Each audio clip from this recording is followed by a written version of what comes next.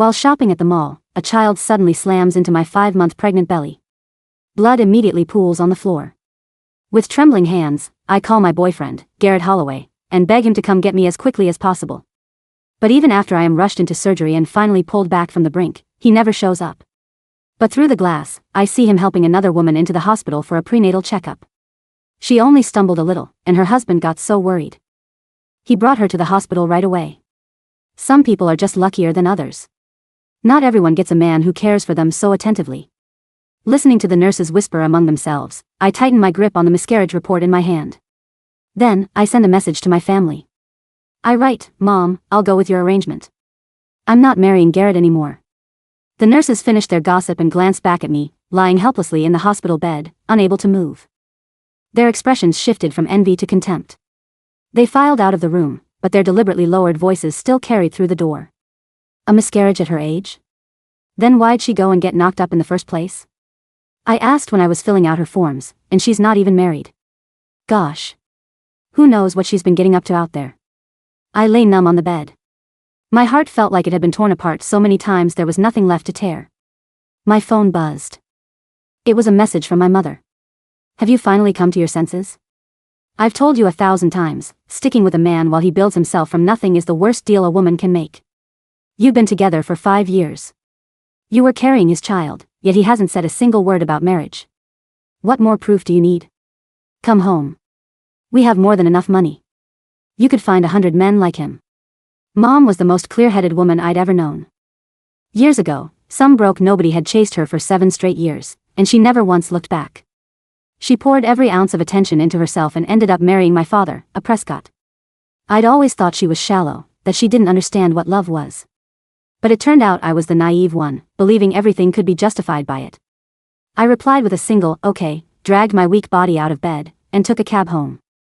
The moment I pushed open the front door, I saw Garrett Holloway standing there with a spoon in his hand, feeding Sienna Cole a prenatal tonic one careful sip at a time.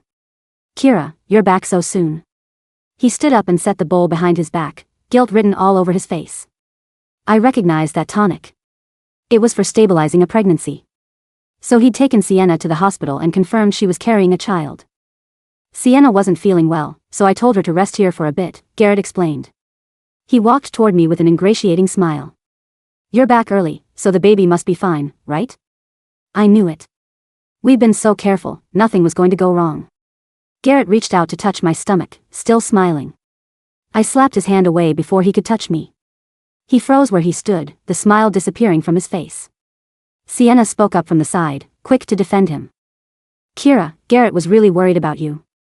The second he got the call, he rushed to the hospital. If you want to blame someone, blame me." I started feeling sick out of nowhere, and it held him up. She lowered her eyes with a look of self-reproach. The pallor of early pregnancy gave her just the right amount of fragile beauty, and something like tenderness flickered across Garrett's face. After a pause, he offered to go make something to eat for both of us and disappeared into the kitchen. Sienna waited for the kitchen door to close. The 2 tears that had been threatening to spill vanished without a trace. She picked up the bowl from the nightstand and stirred it idly, a completely different person from the one she'd been moments ago. "See, that's where you're not smart about it, Kira. Men are simple. You show a little weakness, play a little helpless, and they'll treat you like you're precious. You're always fighting him head-on. No wonder he'd rather have me stay late at the office with him than come home to you." My gaze dropped to Sienna's long, slender fingers. Showing weakness and playing helpless? If I'd actually done that, Garrett would never have climbed to where he was today, not without my help. I walked toward her, one slow step at a time. I took the bowl of tonic from her hands and smiled. "You didn't stir this well enough. It won't work if you drink it like this." Sienna looked at me, her smug smile faltering. It shifted into wary confusion as she tried to read what I was about to do. The corner of my mouth lifted, and I flicked my wrist. The scalding tonic splashed across Sienna's face. Garrett came running at the sound of Sienna's scream. He took one look at the dark liquid dripping down her face, and the air left his lungs. "Kira Prescott. What the hell are you doing?" Garrett grabbed a towel and frantically wiped at the mess, but the second it touched Sienna's face, she screamed again. "It hurts. Garrett, my face, it hurts so bad." He rounded on me, finally losing what was left of his patience. "What is wrong with you? Sienna's too nice to fight back, so you just dump all your anger on her? Is this how you were raised?" He scooped Sienna up in his arms and brushed past me without sparing me a second glance. The sound of the front door slamming shut echoed through the apartment. I didn't know how long I stood there before my phone chimed. Sienna had put up a new social media post and tagged me in it. The photo was taken at a hospital. It showed her stomach, still flat, with a large hand resting on it. The watch on that wrist was the one I'd given Garrett for our anniversary. The baby is 3 months along. And just between us, the daddy is kind of a big deal. A handful of comments from coworkers had already piled up underneath. Don't even have to guess. It's Mr. Holloway, right? I always felt like there was something going on between you two. Look at you, Sienna. You haven't even been his assistant that long and you're already becoming Mrs. Holloway. Congrats. I was still scrolling when a private message from Leanne Jacobs popped up. I saw Sienna's post. Are you okay? Leanne had worked under me for 3 years. She was the only person at the company who knew about my relationship with Garrett. I exited the post and typed a quick reply. I'm fine. I'd weathered worse storms than this. A petty little provocation like this wasn't going to make me lose my composure. Leanne sent back a hugging emoji. I stared at it, and my mind drifted to the day Holloway Group was first established. Garrett had held me in his arms and said he finally had the means to give me a better life. He said we'd have a beautiful child together, that our family would be his whole world. Now I'd lost the baby, and he couldn't even tell. After a pause, I typed again. Pull the plug on the Prescott Group project. Leanne took a long time to reply before finally sending back a simple, okay. Holloway Group had been struggling lately. That project was one I'd gone behind Garrett's back to secure, personally asking Dad for the favor. But a man this rotten didn't deserve any of it anymore. I liked Sienna's post, tossed my phone aside, and fell into a dreamless sleep. The next morning, I went to the office. I was about to push open Garrett's door when a passing employee stepped in front of me. He wore a knowing expression and kept his voice low. Miss Prescott, you might want to wait. Miss Cole is inside. After last night's post, everyone had decided their relationship was as good as official. They were all quietly making room for Garrett and Sienna to have their privacy. I smiled and held up the resignation letter in my hand. I'm here to resign. Do I need Miss Cole's permission for that too? The color drained from his face. Everyone knew I was the backbone of this company. More than half the revenue came through me. They also knew I was someone who'd practically given my life to this place. Even if Garrett quit tomorrow, I wouldn't leave. He knocked on the door in a hurry, visibly rattled. I didn't wait for Garrett to say, come in, and walked straight through. Inside the office, Sienna was perched on the edge of Garrett's desk. She was toying with a photograph, the one taken of Garrett and me in front of the building the day the company launched. He'd had it carefully framed and placed in the most prominent spot in his office. Garrett stood up from his chair when he saw me. He'd clearly seen Sienna's post from last night, because for once there was a trace of guilt on his face. He told Sienna to step out, then turned to me. Sienna's pregnant with my child. But don't worry, that won't change your position as the future Mrs. Holloway. That post last night was just a joke. Don't take it to heart. You went after Sienna first, and she was just upset. I didn't respond. My eyes had landed on the photograph Sienna had tossed carelessly on the floor. Garrett followed my gaze and noticed it too. After a beat, he walked over and picked it up. But he didn't put it back in the frame. At the end of the day, you shouldn't have taken it out on Sienna. This is all on me. I pulled the photograph from his hands and tore it in half right in front of him. Then I placed the resignation letter on his desk. Mr. Holloway. Sign this. Garrett's brow furrowed deeply.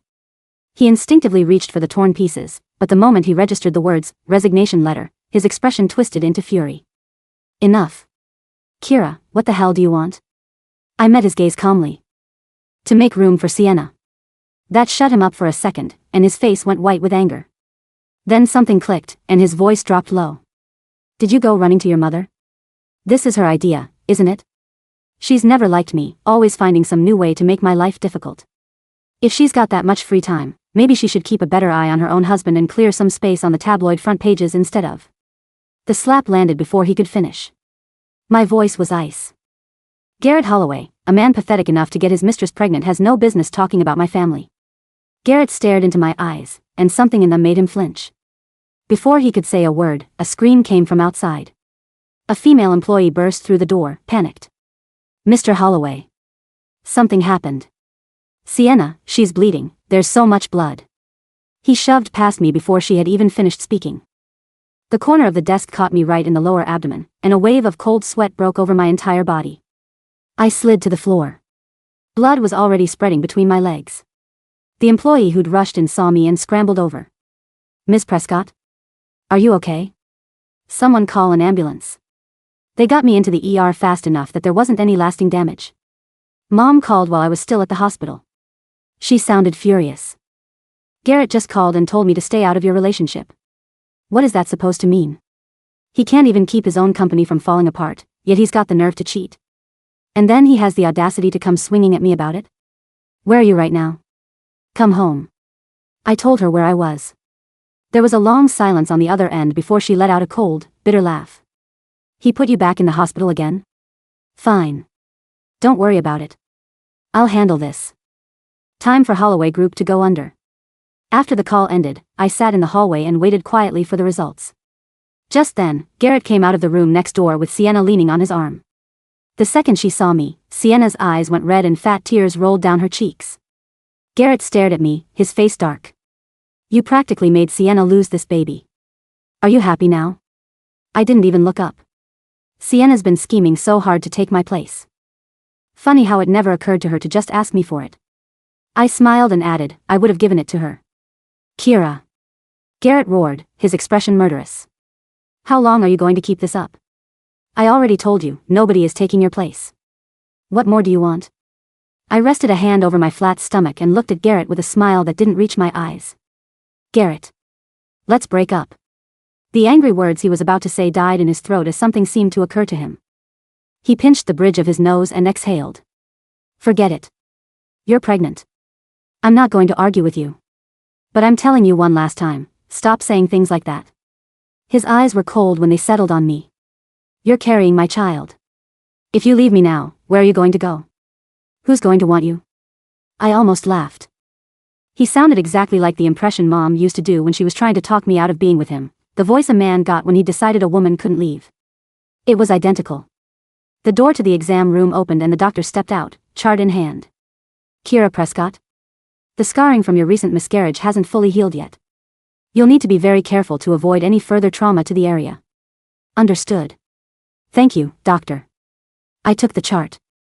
And in the next second, there was a sharp rustle as the medical forms Garrett had been holding for Sienna scattered across the floor. What did she just say? Who had a miscarriage? The doctor's words hung in the sterile corridor like a sudden, freezing draft. What did she just say? Garrett's voice was barely a whisper, the raw confusion. In his eyes slowly morphing into something resembling terror. Who had a miscarriage? The doctor looked between Garrett's pale face and the scattered papers on the floor, his brow furrowing in professional disapproval. "Are you the patient's partner? Didn't she tell you?" Kira Prescott underwent an emergency curettage yesterday. She was admitted with severe abdominal trauma and active hemorrhaging. The fetus, at 5 months, was already lifeless by the time she arrived. Garrett's hands began to tremble. The medical files he had been holding for Sienna lay forgotten, splayed across the linoleum tiles like broken wings. 5 months. Yesterday. His gaze slowly drifted to me. His lips parted, but no sound came out. The memories must have hit him like a physical blow. The frantic phone call he had ignored. The desperate messages I had sent, begging him to come to the mall. The way he had dismissed my pain as an exaggeration, a petty bid for attention. To pull him away from Sienna's side. "Kira, you're back so soon. I knew the baby must be fine. We've been so careful." His own words from the night before seemed to echo in the hallway. Mocking him. "You." Garrett took a hesitant step toward me, his voice cracking. "Why didn't you tell me? When you came home yesterday, you didn't say a word. You let me think everything was fine." "I tried to tell you, Garrett," I said, my voice completely devoid of emotion. I didn't feel angry anymore. I didn't even feel sad. There was only a vast, hollow emptiness where my heart used to be.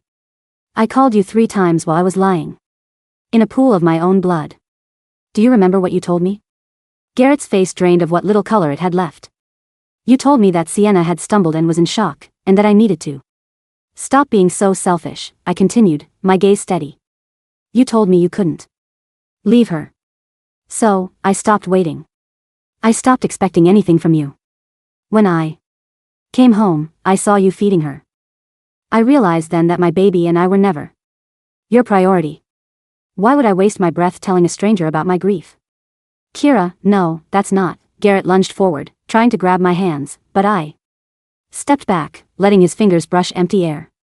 Beside him, Sienna's face had gone completely white. The delicate, fragile act she had spent months perfecting seemed to crumble in an instant. Garrett. She whimpered, reaching out to clutch his sleeve. I didn't know. Truly, I didn't know Kira was. I thought she was just trying to. Shut up, Sienna, Garrett snapped, his voice shaking with a sudden, violent rage. He didn't look at her. His eyes were locked on me, wide with a desperate, suffocating panic. Kira, please. Look at me. We can fix this. I didn't know it was that serious. I swear to God, if I had known. If you had known, what? I asked, a faint, cold smile touching my lips. Would you have cared more? Would you have realized that my 5-month pregnancy was more important than Sienna's slight stumble? The truth is, Garrett, you only care now because the consequences have finally landed on your doorstep. I turned my back on him, walking toward the hospital exit without looking back. Kira. Kira, wait. His desperate cries followed me down the corridor, but they sounded distant. Like noise from another world. I pushed open the heavy glass doors of the hospital and stepped into the cool, crisp autumn air. For the first time in 5 years, I felt like I could finally breathe. The Prescott estate was located in the most exclusive district of the city, a sprawling manor surrounded by manicured gardens and high stone walls. It was a world away from the cramped, dusty apartment I had shared with Garrett while he struggled to build his company. When my cab pulled up to the gates, the security guards immediately recognized me and opened the entrance. The front doors of the mansion were thrown open before I could even reach the steps. My mother, Eleanor Prescott, stood there. Her sharp, elegant features were tight with worry, but the moment she saw my pale, exhausted face, her expression softened into pure, maternal fierce protective instinct. My foolish girl, she whispered, pulling me into a tight, warm embrace. She smelled of expensive lavender and home. You're finally back. I'm home, Mom, I murmured, burying my face in her shoulder. The tears I had held back for so long finally began to fall, hot and silent, soaking into her designer coat. Let it out, she murmured, stroking my hair. Your father and I are here. No one will ever hurt you again. Inside, my father, Julian Prescott, was pacing the study. He was a formidable man, the head of a multi-billion-dollar empire, but when he saw me, the stern lines of his face melted. He walked over, placed a heavy, reassuring hand on my shoulder, and looked at my mother. Is the paperwork ready? He asked, his voice low and dangerous. Eleanor pulled back from the hug, wiping a tear from my cheek with a silk handkerchief. It was signed and finalized 10 minutes ago. Holloway Group is officially cut off. For the past 3 years, Holloway Group had survived almost entirely on the life support of the Prescott Group's investments and supply chains. Garrett believed he had secured those deals through his own brilliant negotiation skills, but the truth was far simpler. I had begged my father to sign those contracts. I had traded my own inheritance shares to give Garrett the leverage he needed to succeed. Now, that leverage was gone. The board of directors at Holloway Group has already been notified, my father said, a cold, ruthless glint in his eyes. We are pulling all joint ventures, canceling the manufacturing licenses, and demanding the immediate repayment of the $20 million bridge loan we extended to them last quarter. Without that loan, his cash flow will dry up within 48 hours, I said quietly, sitting down on the plush leather sofa. Exactly, my father replied. He wanted to play the big, successful CEO while treating my daughter like garbage. Let's see how well he plays the part when he's sleeping on the floor of his empty office. My phone, which had been silent for the past hour, suddenly began to vibrate violently. I looked down at the screen.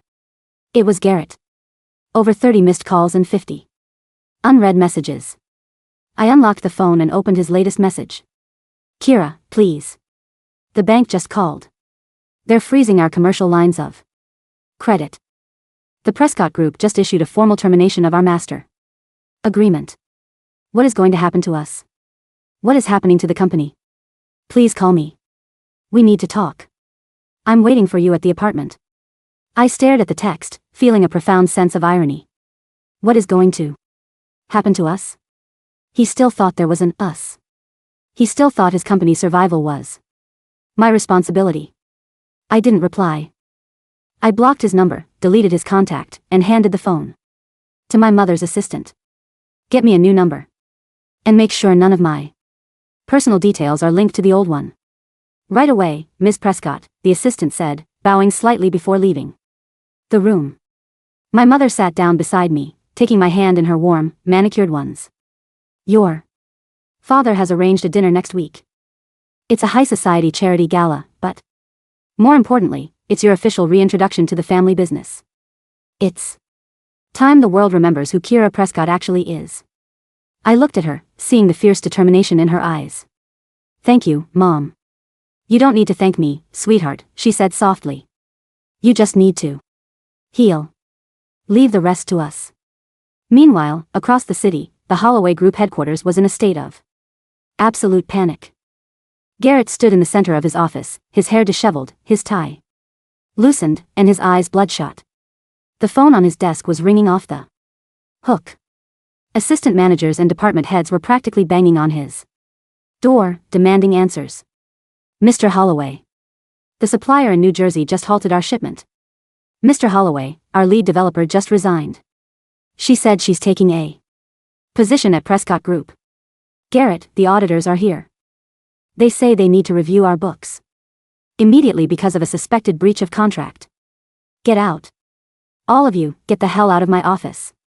Garrett roared, slamming his fist onto the mahogany desk. The employees scrambled backward, slamming the door shut behind them. Garrett sank into his leather chair, burying his face in his hands. His chest heaved as he struggled to process the sheer speed of his downfall. Just 24 hours ago, he was the rising star of the tech logistics sector, a self-made man on the verge of taking his company public. He had felt invincible. Now, he was staring into the abyss of total bankruptcy. The door to his office clicked open. Garrett looked up, a sudden spark of hope igniting in his chest. Kira? But it wasn't Kira. It was Sienna. She was dressed in a tight designer dress, her makeup perfectly applied, though she looked slightly anxious. She carried a small paper bag from an upscale bakery. Garrett. I brought you some lunch. You haven't eaten anything all day. The sight of her, so pristine and untouched by the chaos around them, triggered a dark, simmering resentment in Garrett's chest. What are you doing here, Sienna? He asked, his voice dangerously low. I wanted to check on you, she said, taking a step forward, her voice trembling slightly. The office is a mess. Everyone is talking about the Prescott Group pulling their contracts. Is it true? Are we really in trouble? Are we in trouble? Garrett let out a harsh, bitter laugh. There is no we. When it comes to the company, Sienna. You're an assistant. And yes, we are in trouble. We are ruined. Sienna's eyes widened. But, what about the baby? What about our future? You promised me that once Kira was out of the picture, we would be together. You said you'd buy us that house in the hills. Garrett stared at her, the scales finally falling from his eyes. He looked at her beautiful, fragile face, and for the first time, he didn't see a helpless woman who needed his protection. He saw a parasitic, calculating social climber who had systematically dismantled his life. The baby, Garrett whispered, his voice dripping with venom. Tell me, Sienna. How far along did you say you were? Sienna blinked, a flash of panic crossing her features before she quickly masked it with a hurt expression. 3 months, Garrett. You saw my post. You saw the medical files. Right. The medical files, Garrett said, standing up and walking slowly toward her. The ones you conveniently dropped in the hospital hallway. The ones I picked up and actually read while you were resting. Sienna froze. The report said you were barely 5 weeks pregnant, Garrett said, his voice rising in anger. And the conception date, it doesn't align with the time we spent together at the resort. It aligns perfectly with the weekend you went to. The conference in Chicago with our lead investor, Mr. Vance. Sienna's face drained of color. She took a step back, her hands trembling. Garrett, no. That's a mistake. The doctors made a mistake. I swear, the baby is yours. I called the clinic this morning, Garrett snarled, his eyes blazing with fury. I used my authority as the head of this company to request a secondary verification of the files you submitted for your maternity leave request. You forged the dates, Sienna. You wanted to pin someone else's mistake on me so you could secure your place as the CEO's wife. No. Garrett, listen to me. Get out, Garrett said, his voice dropping to a deadly whisper. Pack your things and get out of my office. You're fired. And if I ever see your face near me again, I'll make sure the police get a copy of the forged medical documents you used to defraud this company. Garrett, please. You can't do this to me. Sienna sobbed, falling to her knees and grabbing his trousers. I love you. I did it because I loved you. Garrett kicked his leg free, disgust written across his face. You didn't love me. You loved the money you thought I had. And now, thanks to you, I have nothing. He called security, and 2 burly guards entered the office, dragging a screaming, hysterical Sienna out into the main lobby. The entire office watched in shocked silence as the woman who had boasted about being the future Mrs. Holloway was thrown out onto the street like common trash. But as the silence settled back over his empty office, Garrett realized that his victory was entirely hollow. He had rid himself of the leech, but the woman who had actually built his world was gone forever. The grand ballroom of the Grand Regent Hotel was bathed in the warm, golden glow of massive crystal chandeliers. The air was filled with the soft, elegant strains of a live chamber orchestra and the polite chatter of the city's elite. It was the annual Prescott Charity Gala, the most prestigious social event of the year. I stood near the balcony, sipping a glass of champagne. I was wearing a stunning, custom-designed emerald green silk gown that draped elegantly over my slender frame. My hair was styled in soft, sophisticated waves, and a simple diamond necklace caught the light with every movement. The pale, exhausted girl who had dragged herself out of a hospital bed a week ago was gone. In her place stood the true heiress of the Prescott fortune. You look absolutely breathtaking, Kira, a voice murmured from behind me. I turned to see Marcus Vance walking toward me. Marcus was the youngest managing partner at Vance Global, a massive venture capital firm, and a childhood friend. He was tall, with sharp, intelligent features and a kind, genuine smile. Thank you, Marcus, I said, offering him a warm smile. It's been a while. Too long, he agreed, stepping up to stand beside me at the balcony railing. He looked out over the crowded ballroom. I heard about what happened. I'm incredibly sorry for your loss, Kira. If I had known what you were going through. It's in the past, I said softly, taking a sip of my champagne. I'm focused on the future now. I'm officially taking over the Prescott Group's international acquisitions division next month. Marcus's eyes lit up with genuine admiration. That's incredible news. The board won't know what hit them. You've always been the smartest strategist I know. Before I could reply, a sudden commotion near the entrance of the ballroom caught our attention. The polite chatter of the guests died down, replaced by hushed, disapproving whispers. I looked toward the double doors and felt a sudden, cold jolt in my chest. Garrett was standing at the entrance. He looked terrible. He was wearing a tuxedo, but it was crumpled and ill-fitting, as if he had thrown it on in a hurry. His eyes were wide and frantic, scanning the room until they finally locked onto me. 2 security guards immediately intercepted him, but Garrett shoved past them, his voice echoing through the silent ballroom. Kira, please. I need to talk to you. The guests parted, murmuring in disgust as Garrett stumbled forward. He looked like a man possessed, completely oblivious to the elite crowd staring at him with undisguised contempt. My father, Julian, stepped forward, his face a mask of cold fury. Get this trash out of here, he commanded the security team. Wait, Julian. Please. Garrett begged, dropping to his knees right in the middle of the ballroom floor. He looked up at my father, his eyes brimming with Tears. I'm sorry. I made a terrible mistake. I was blind, I was stupid. But please, don't destroy my company.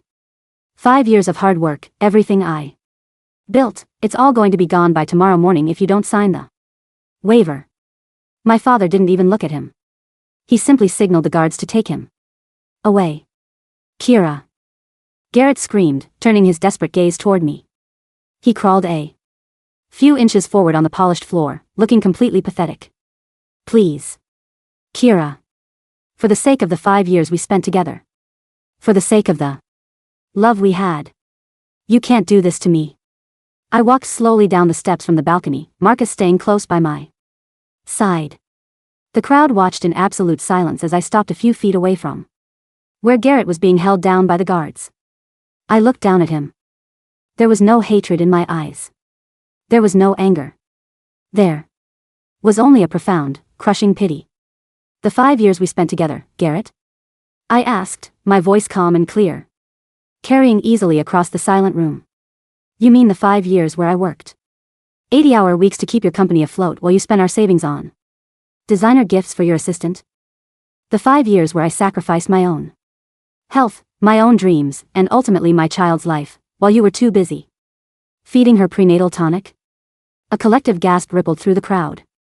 The whispers intensified, sharp and venomous, all directed at the pathetic man on the floor. I didn't know, Garrett whispered, his voice cracking as tears streamed down his face. I swear, Kira, if I had known about the baby. That's the most pathetic part of all, Garrett, I interrupted softly. You only care about the baby now because losing it meant losing me, and losing me meant losing the Prescott fortune. You never loved me. You loved the shield I provided for you. I turned to the security guards. Take him out. He's ruining the atmosphere. Kira. No. Kira, please. Garrett's desperate screams faded as the guards dragged him out of the ballroom, his fingernails scraping vainly against the polished floor. When the doors finally closed behind him, the silence in the room was absolute. I turned back to the guests, raised my glass of champagne, and offered a polite, elegant smile. I apologize for the interruption, everyone. Please, enjoy the evening. The orchestra immediately struck up a lively waltz, and the chatter resumed, the drama of the past few minutes quickly dissolving into the background. Marcus walked back to my side, a look of profound respect in his eyes. You handled that beautifully, Kira. He's no longer my concern, I said, looking out at the beautiful, glittering room. My mother walked over, placing a gentle hand on my arm. She didn't say anything, but the proud, loving look in her eyes was all the confirmation I needed. I had spent 5 years building a man from nothing, only to realize that the only thing worth building was myself. 6 months later. The morning sun filtered through the floor-to-ceiling windows of my new office. On the top floor of the Prescott Group headquarters. The room was decorated in minimalist, elegant tones of cream and gold, with a stunning view of the city skyline. A knock sounded on the door. Come in, I said, without looking up from the financial reports on my tablet. Leanne Jacobs walked in, carrying a folder and a fresh cup of coffee. She had officially left Holloway Group a week after my resignation and had been working as my personal assistant ever since. Good morning, Miss Prescott, she said, placing the coffee on my desk. The acquisition of the logistics patents is finalized. The press release will go out at noon. Excellent work, Leanne, I said, offering her a warm smile. And what about the liquidation of Holloway Group's remaining assets? Leanne's expression shifted into one of quiet satisfaction. It's completely finished. The bankruptcy court approved the final sale yesterday. The company's name has been officially erased from the registry. Garrett Holloway is currently facing multiple lawsuits from former investors for gross negligence and financial fraud. And Sienna Cole? I asked, taking a sip of the warm coffee. She tried to sue Garrett for child support, but the court-ordered DNA test proved the child wasn't his, Leanne replied. She's currently living in a rented room on the outskirts of the city, working as a temporary receptionist. I doubt we'll ever hear from either of them again. I nodded slowly, feeling a deep, profound sense of closure. The nightmare was finally over. The past had been laid to rest, and the people Who had hurt me had reaped exactly what they sowed. Oh, and one more thing, Leanne said, her smile widening. Mr. Vance is waiting. Outside. He said he has the preliminary drafts for the joint venture proposal. Send him in, I said. A moment later, Marcus walked into the office, looking sharp and professional in a navy blue suit. He carried a leather-bound folder, but the moment the door closed, he set it down on the table and looked at me with a warm, bright smile. I hear the acquisitions department is having a record-breaking quarter. Director Prescott, he teased. We're doing all right, I replied, my eyes crinkling with amusement. Though I hear Vance Global is trying to compete with our latest maritime tech bid. Compete? Marcus walked over, leaning against the edge of my desk, his eyes filled with a quiet, steady warmth that had become a constant comfort in my life over the past few months. No, Kira. We're not competing. We're looking to partner. If you'll have us. I looked at him, seeing the respect, the intelligence, and the genuine care in his eyes. It was a stark contrast to the manipulative, self-serving dynamic I had endured for so long. I'll review the proposal, I said, my voice soft but confident. But I think we can make a great team. I have no doubt about that, Marcus said softly. I turned my gaze back to the window, looking out over the sprawling city below. The scars on my body had healed, and the ache in my heart had finally faded into a quiet, strength-giving peace. I had survived the darkest storm of my life, and now, standing in the brilliant light of a new day, I knew that my future was entirely my own to write.